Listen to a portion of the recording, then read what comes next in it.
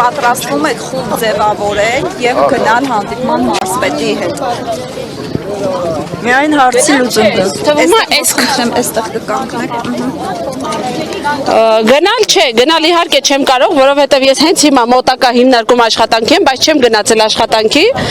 որովհետև ավելի կարևոր է այս հարցը, որովհետև ստեղ մենակ իմ հարցը չի, ստեղ հաշմանդամություն ունեցող ծերեր եւ սա մեծ 10-15 հազար հոգանոց համայնք է, ժողովուրդ ջան։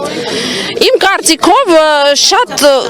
բարդ բան չի լինի, եթե մարզպետը հանդիպի ժողովրդի հետ։ Մեն այստեղ քննարկելու չի այդ Թողելի չքննարկեն, մենք ունենք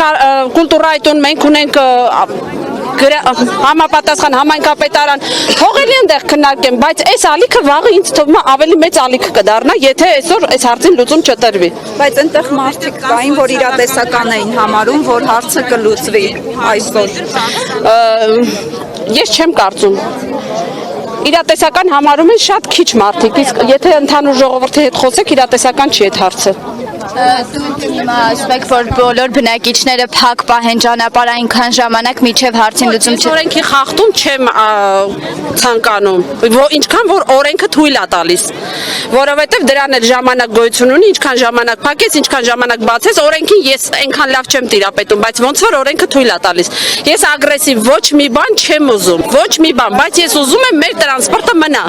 Թող էլի մուլտի տրանսպորտը աշխատի, թող երկու տրանսպորտ աշխատի, սա այնքան մեծ համայնք է, որ 3 տրանսպորտ էլ աշխատի, հաստատ կաշխատի